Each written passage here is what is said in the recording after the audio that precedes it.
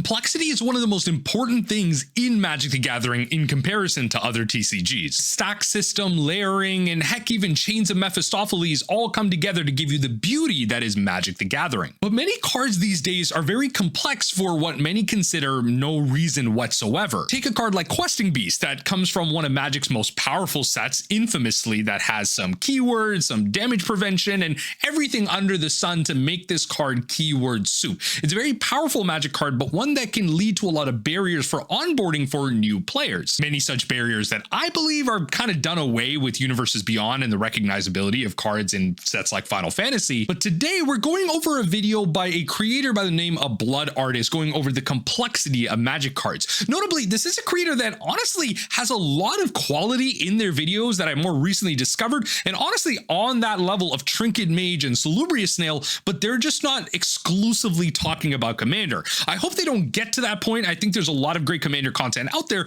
but I think content like Blood Artist is a great thing to push into the wider Magic sphere. Regardless of what it is, let's take a look at complexity and power creep in Magic the Gathering. Magic's complexity problem. Now, Blood Artist has actually been a recent subscription for me. I believe they've been popping up or being popularized more recently. I've been getting their videos and I thought, why not? Let's take a look through Magic's complexity problem, their latest video that they kind of put up. I'm interested to see in terms of a direction for this. I'm curious if they're going to be talking about, you know, the whole Ragavan of it all, you know, so much card text on like a 1-mana 2/1. It's all just upside and everything. Its basic balancing is like just the fact that it's a legendary.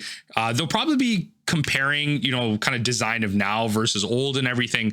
But I'm wondering if that complexity problem is just going to be called like power creep or how they're going to go about it, because there is a natural evolution of power creep. I think a lot of people recognize that cards need to become better over time. You can't just be printing the same cards over and over again. No one actually finds a dead format that interesting. If you wanted to, you could go play like 97, 98 Magic or something, or old Modern, or, you know, something where like formats are just stuck in place, like Spotlight formats. And those formats are like cool every so often. I mean, they're solved, they just don't evolve, and it's not interesting for me. Some people do find that type of gameplay interesting for them. And I'm wondering if they're going to address that at all and maybe come to the conclusion that something like natural power creep or progression in power level is going to be important. Let me get my purple light for the sake of lighting here.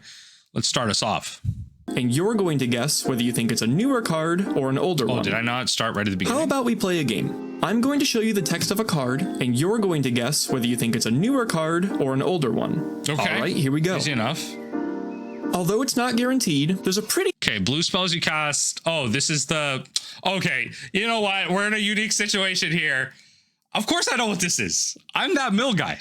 Of course I know. Okay, come on. The water crystal. All right. This is obviously a very unique situation where I'm biased. I'm curious if other people know what this is. I think the problem with this is that this is a Final Fantasy card. So I think on average, a lot more people are probably going to get this. I would actually say this is a probably pretty bad example, but it depends on the point they're trying to highlight. I'm guessing on the point they're trying to highlight. Final Fantasy, a well-opened set or a well-marketed set. A lot of people were looking at these cards. I myself, as I mentioned, have my personal bias of knowing specifically what this is because this is a mill card and one that actually has some level of combo potential with certain other mill cards as well. So a likely chance you said it was newer, and you'd be right. This is the text of the Water Crystal from the recent Final Fantasy set. But how did you guess that? Nothing about this text indicates a new mechanic. Cost reduction has been around for a long time, and putting cards into graveyards from the library harkens all the way back to antiquities. Nothing implies a recent setting either. There's nary a mention of outlaws. I mean, mill is relatively more recent too, I would say. Like, yeah, it's combining a bunch of things, but even like the shortcutting of mill, like shortcutting cards, like we even don't have enters the battlefield anymore. We just say enters now as of the last year. I believe it was the last year where they changed that. So or other contemporary card types that would give it away. So what does? I'd argue it's an issue of complexity. This single card has 3 separate abilities: a static cost reducer, a replacement effect, and an activated ability. This is indicative of a design philosophy that has become more prevalent as time goes on.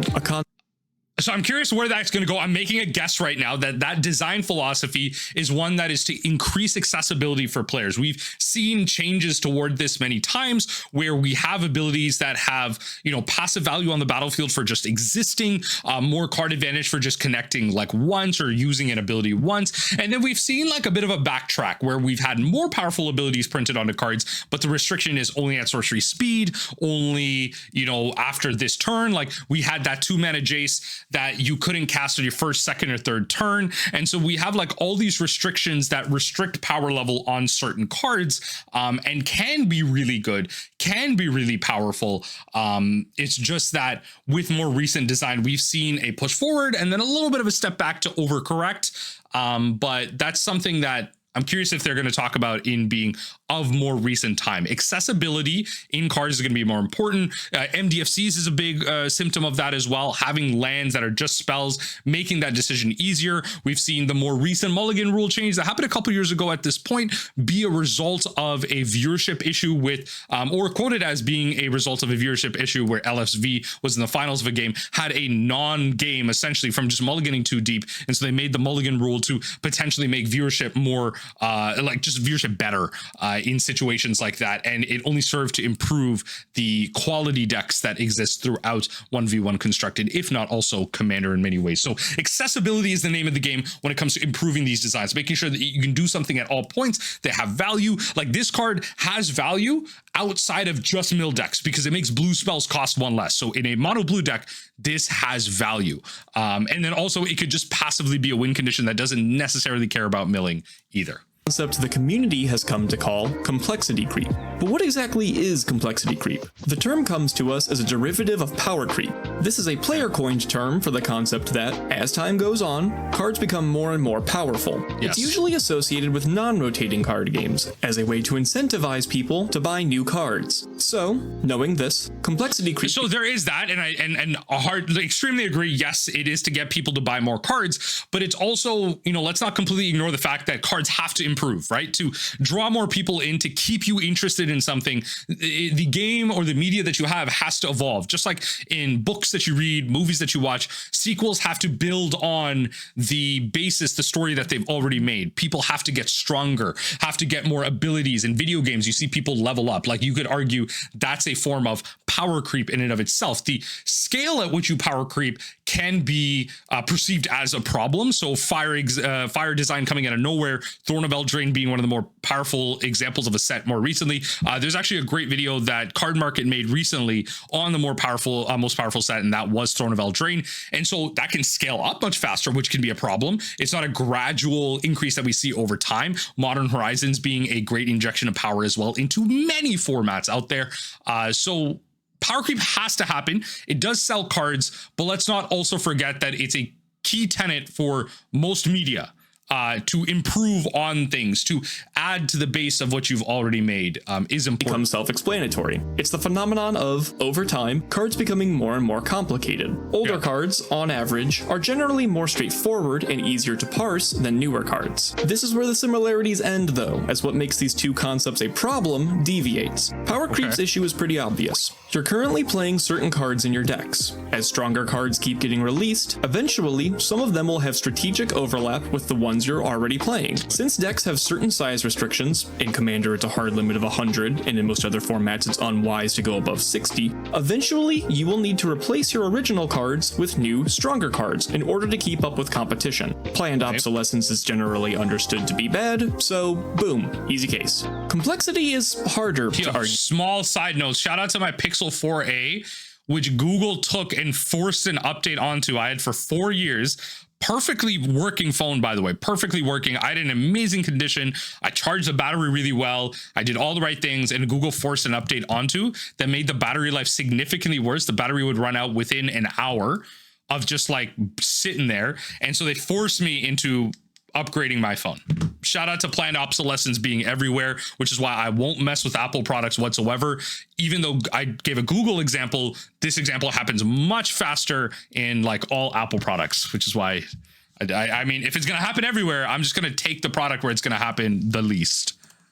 you against. For one, it doesn't introduce anything that invalidates older cards. Many people say complexity creep is bad, but proving this isn't as simple. What's really the deeper issue here? I think it stems from a couple of things. Okay. Firstly, the more complex a card is, the longer it takes to understand its applications. A straightforward card, like Grizzly Bears, takes very little time to grok. It can attack to decrease an opponent's life total, and block to protect your own. With support from other cards, it can increase this scope, but alone, these are its options. Introducing abilities makes this number of applications increase. Prodigal Sorcerer, for instance, can do what Grizzly Bears can, but also has the option to ping life totals directly or kill certain creatures. Now let's expand this conversation to something like the Darkness Crystal. Here's the full text box. Okay. Yeah, black spells. If a non-token creature an opponent controls would die, exile it instead, and you gain 2 life. So it's graveyard hate in that way, in a soft way. And then you gain 2 life, and then you put a card exiled with the Darkness Control onto the battlefield under your control.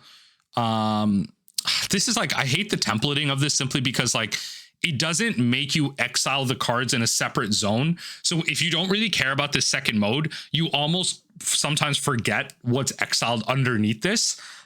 Which is what I hate the template of this. And if you have like layer abilities of like different cards exiling as well. Firstly, it makes your black spells cheaper to cast. Straightforward so far. On to the second line. It's graveyard hate, but for specifically non-token creatures, and only applies to your opponent's stuff. It's a replacement clause, so death triggers don't happen, and it also pays you with 2 life each time it triggers. This is a lot, and has a vast number of applications, but we're not even finished yet. It has a third ability to resurrect the exiled creatures. Keep in mind that these come back tapped, so no using them to block immediately, but they have counters placed on them, so they're hardier than they were before. Also, it's putting them onto the battlefield, not casting. So yes, you get ETB triggers, but not on cast effects. And I think that's everything.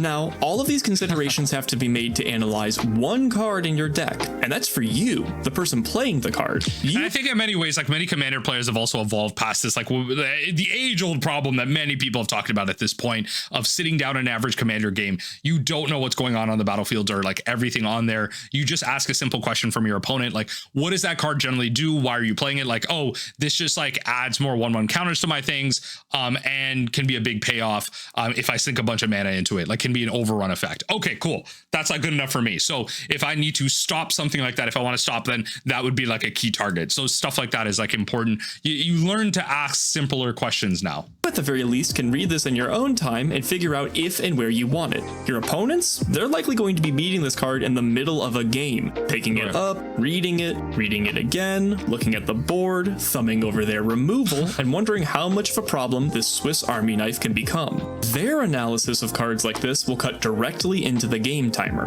Not only does this increase the length of turns, but also the number of mistakes made in gameplay. And speaking of which, complicated cards are disproportionately tougher on newer players. Magic will always be a complex game. Mechanics like the stack and rules concepts like layers ensure this, but I implore you to imagine being at the beginning of your Magic journey and someone casts Tezzeret, Cruel Captain, against you. After getting a lecture on what exactly a Planeswalker is, now you're going to have to ask about what emblems do, what mana value means, why state-based actions don't kill the 0/0 robot he turns something into, and more. There's been a running joke for a while now that Magic has turned into YuGiOh, and while I argue against this because cards like Tezzeret certainly don't make this argument. Okay, so as someone who's played multiple card games, right? And so I played the One Piece TCG, I played Lorcana up until I bought like the 3rd set, and then like what was it? The online sim Pixelborn got shut down.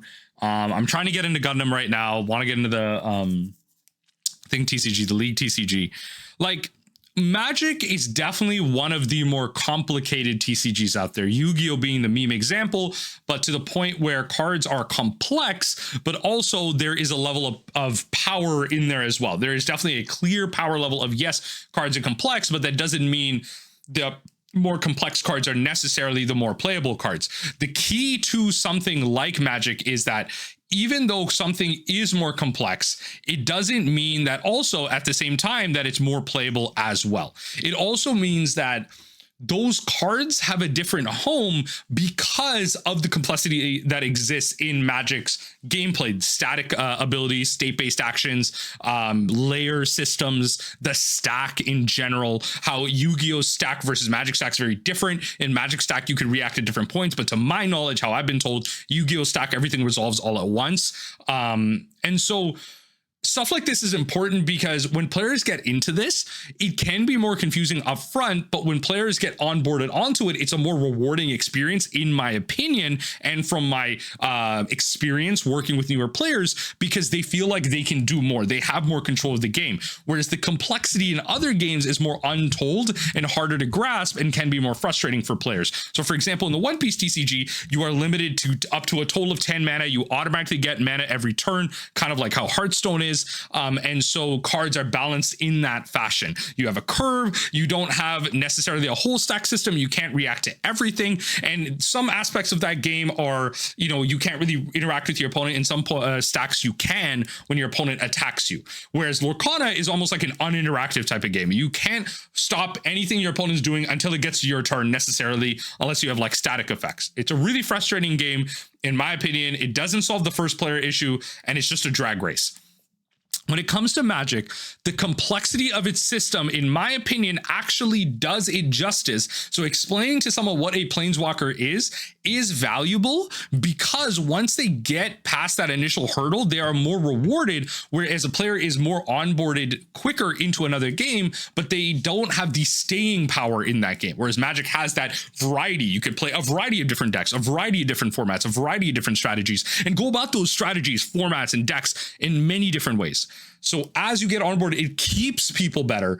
The onboarding initially might actually be harder, but to be fair, that is likely being solved by the whole Universes Beyond thing. Getting in, because yeah, this card game's complicated, but I got Final Fantasy cards. I love Final Fantasy, so I'm just going to learn the game that way.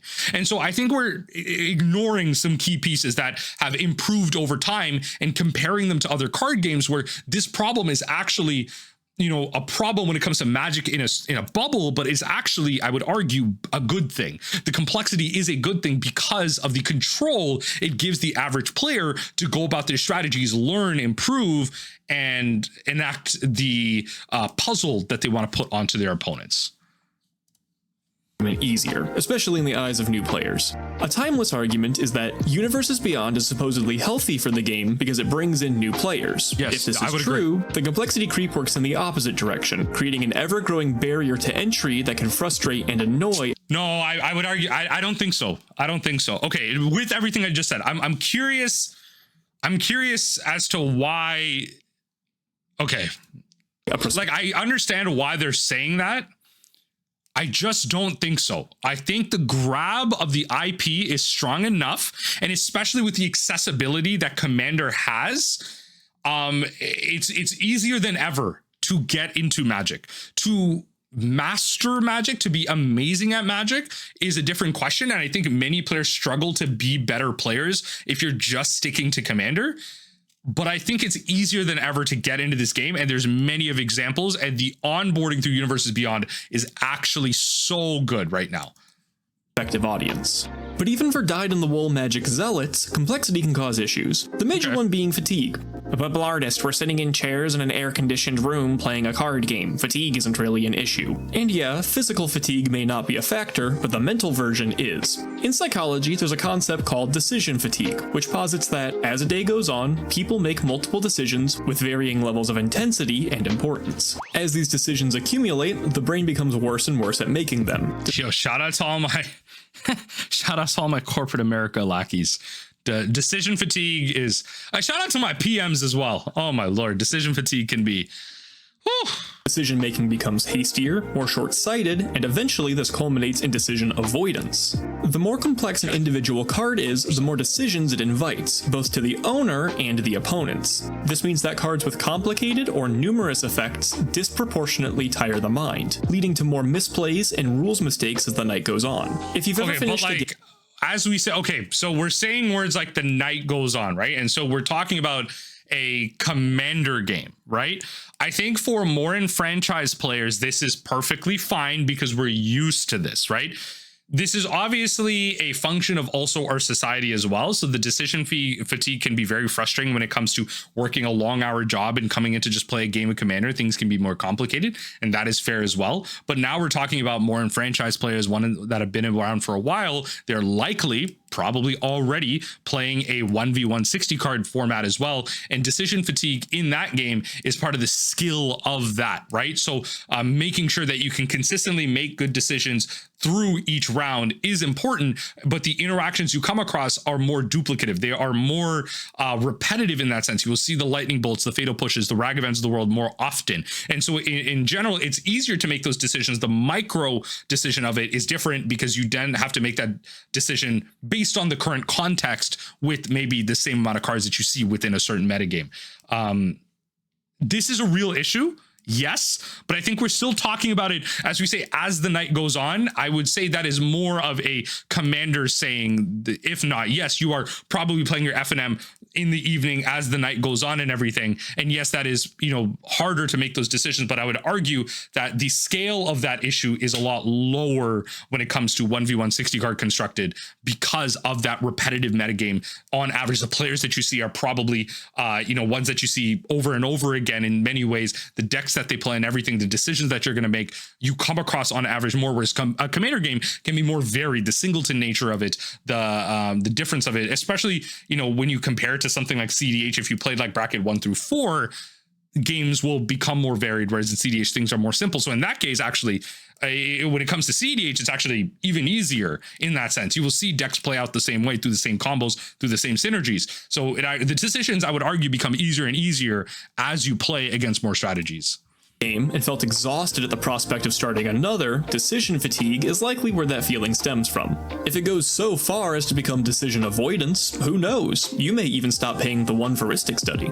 Now, I want to be very clear. Complexity in and of itself is not strictly bad. Complexity adds depth to the gameplay and allows enfranchised players to make use of their strategic skills. A certain level of complexity is necessary to maintain in order to give Magic the nuance that makes it so engrossing to play. But I think it's important to outline the fact that there are negatives that come with an increased bar for how mentally taxing each card should be. Sure. Now that we've established the issues with complexity, we need to ask an important question. What makes a card more complex? Here we come to an issue of definitions. Often complexity is associated with wordiness. The more words on a card, the more complicated it is. If we go by this metric, it's pretty clear the game is becoming more complex. R&D has gone on record multiple times as being aware of the issue of wordy mechanics, especially in recent sets like Strixhaven and Lost Caverns of Ixalan.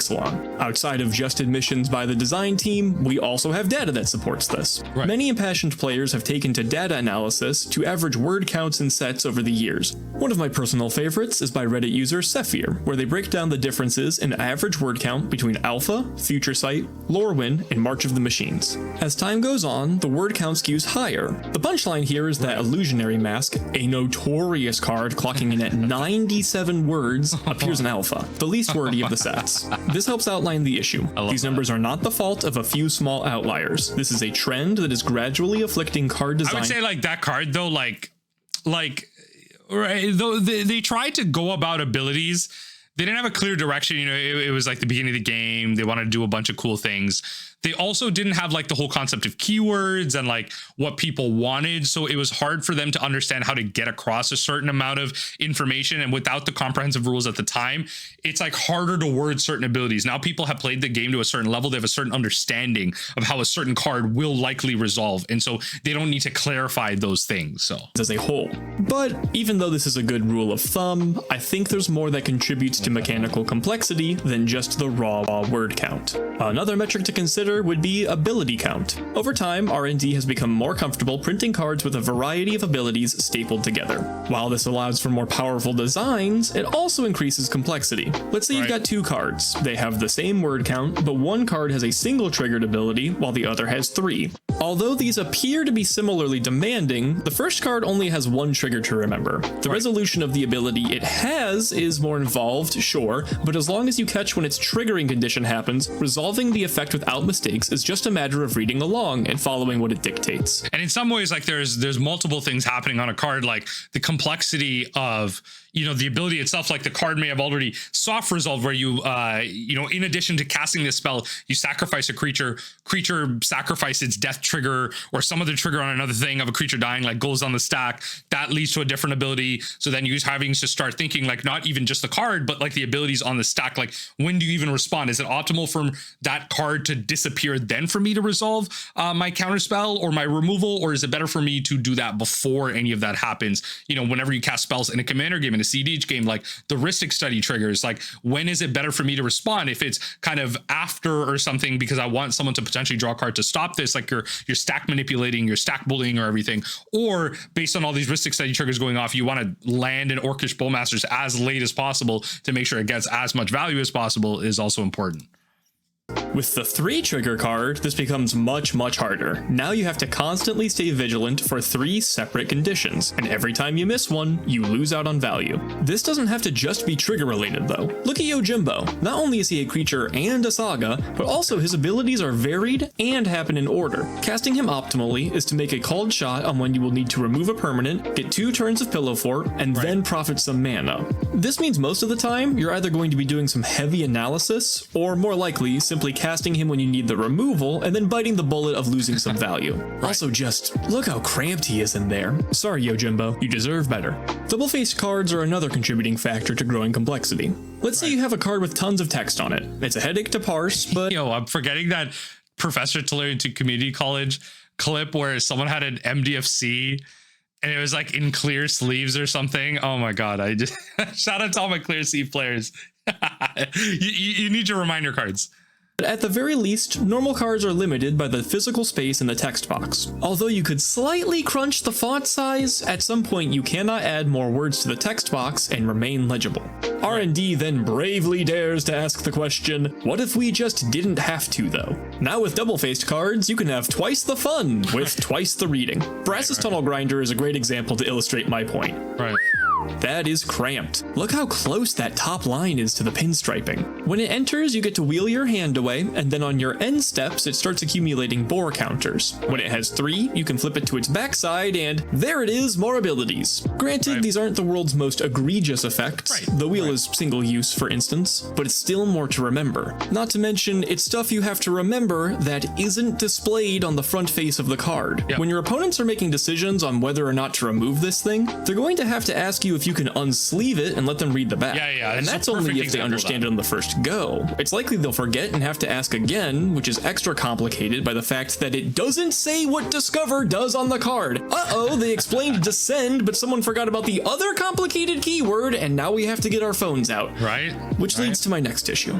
In 2011, the card game YuGiOh began implementing something they call problem-solving card text. The idea is that certain words act as keywords and imply other text. Words like negate, activation, and shortened card names are now used in text boxes to represent a longer string of words that are commonly needed. Although we don't call it the same thing, Magic has a very similar system with keywords. Terms like scry, mill, and mana value compact larger concepts into fewer lines in the text box. This may achieve the job of taking up fewer words, but it does not decrease complexity. The rules you need to know are just as long and complex as they would be if they were spelled out, but now you have the additional wrinkle of needing to conjure them from your memory rather than the text box. 4 very common... I would argue, isn't that easier for someone to do? Like once they learn it, instead of having to look through a whole card, take a card from the top of your library, oh, it just mills a card.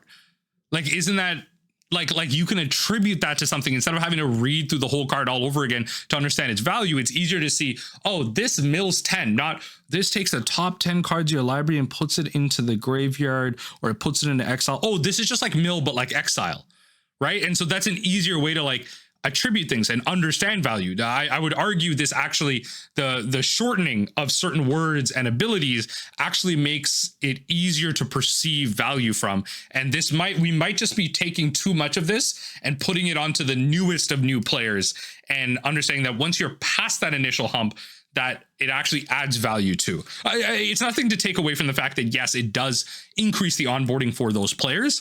I think we're putting too much on that, though. We can't have every single person that picks up a Magic card join the game of Magic. That is just not statistically a thing. You will not have that everywhere. You will not have everyone hop onto a new flavor of Pop-Tarts and love that flavor. You will evidently have people that stick to the old flavors, do not like Pop-Tarts anymore, or whatever. You will have people leave. That is just the statistical way things work with anything, right? And so I think we need to take into account that, yes, we can add more players to the game of Magic. Yes, we can do that by, limiting some of this, but we also need to understand that some of this complexity does add value to people already in the game and are already midway through onboarding or close to the beginning of their journey. It adds value and it does help them. We shouldn't just be focusing on the value added to the new person. Terms, this can be okay, but ask your friends honestly if they remember all of the nuanced differences between similar keywords like Cascade and Discover, or the fact that, despite sounding similar, Discover and Explore are not related at all. My other favorite is Enter the Dungeon versus Take the Initiative. One enters the dungeon, while the other sets up a Monarch-esque situation where players get to enter the dungeon for hitting each other. Oh, but don't forget, with the initiative, you specifically have to enter the Undercity. Ugh. Public enemy number one here is the Celestus. It has 4 separate abilities. It's incredibly concerned with the flipping back and forth of the day-night mechanic. Yeah, but I feel like this mechanic just needs to go. Like, we should not go back to this. We tried this with the original Innistrad. Now we're doing day-night. We need to not go back to this. Do not.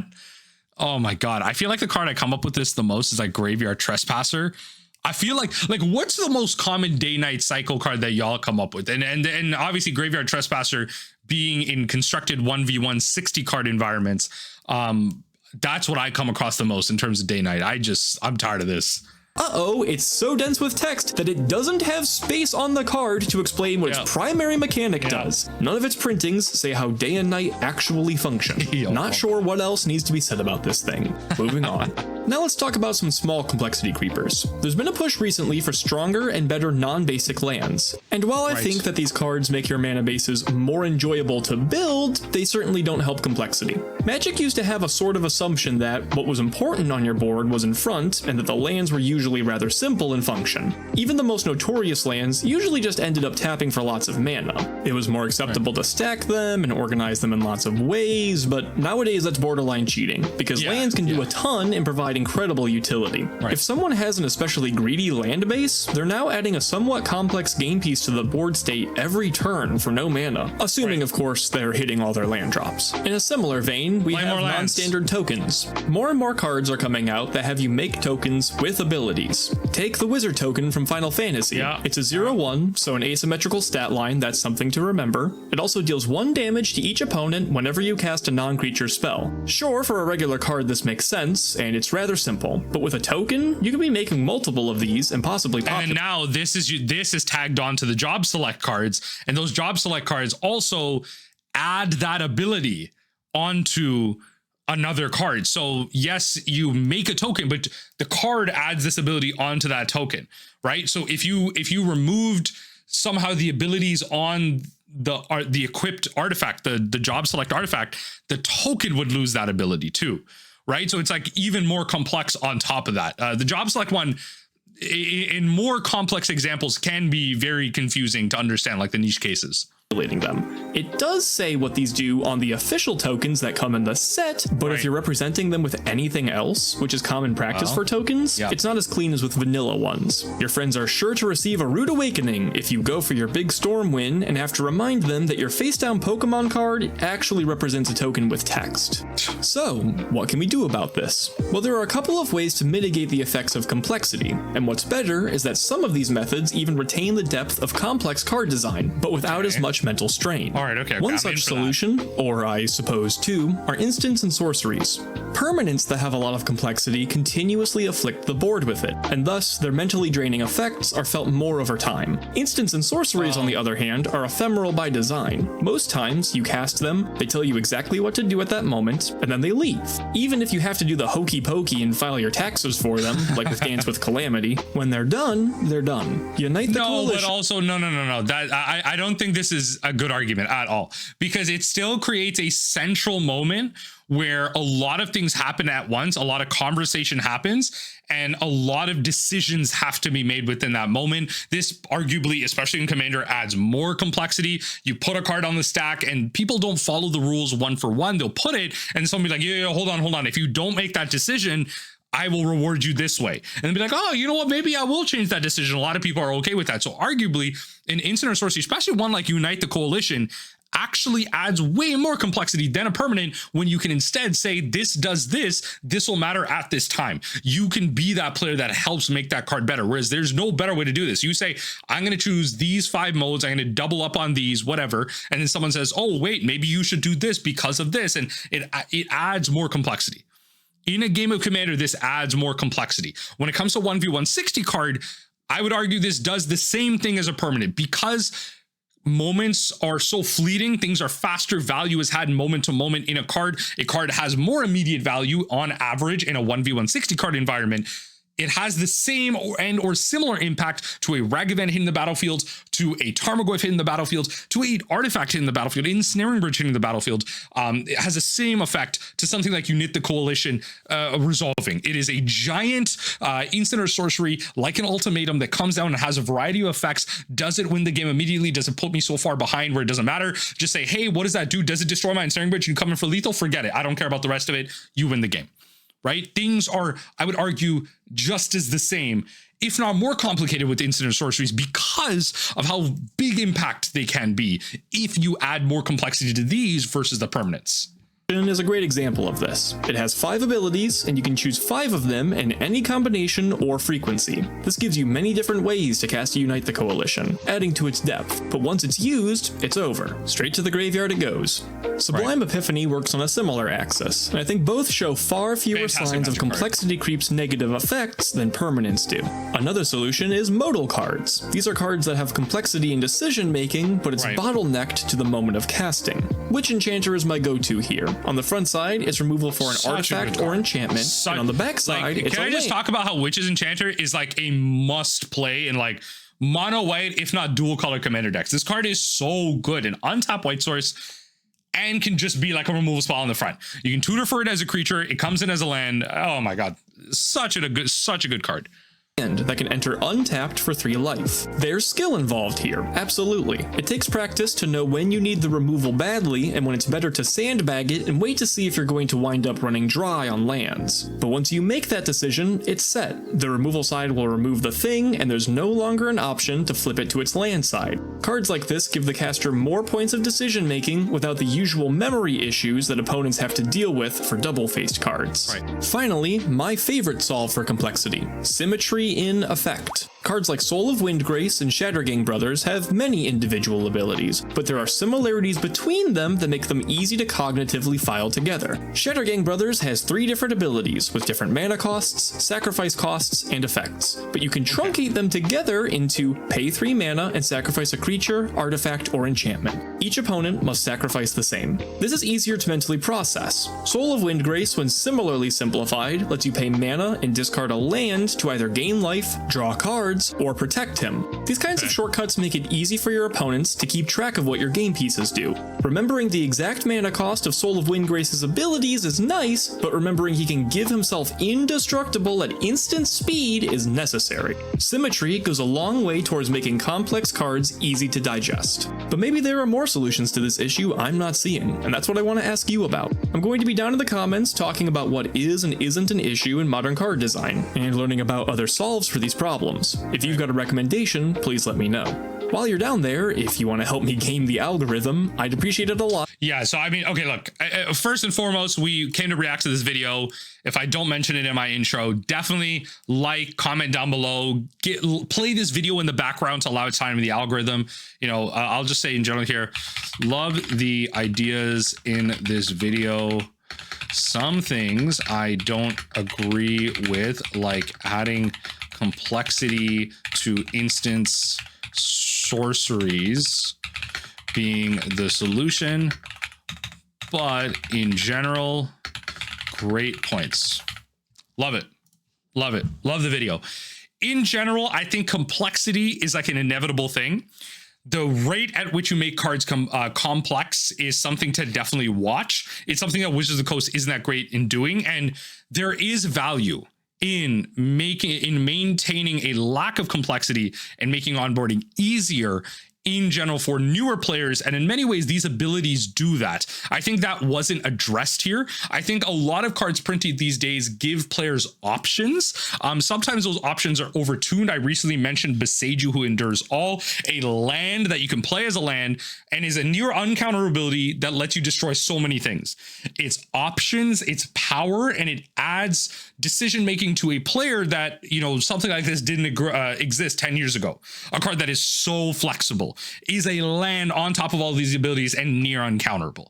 And so while adding solutions to newer players can be good, it also makes it harder and makes it very jarring for older players as well, right? So there's a mix and match that you have to do. You do have to balance for older players, more franchise players. You do have to balance for newer players. You shouldn't just be focusing on one. Complexity does add value and a skill floor, a skill ceiling to older players, although maybe holding newer players back. But also these complex things do add decision-making to newer players and rewards them in many ways, instead of making simpler designs that we see in comparatively in other card games. That is what I would argue anyway. Let me know what you think in the comment section down below.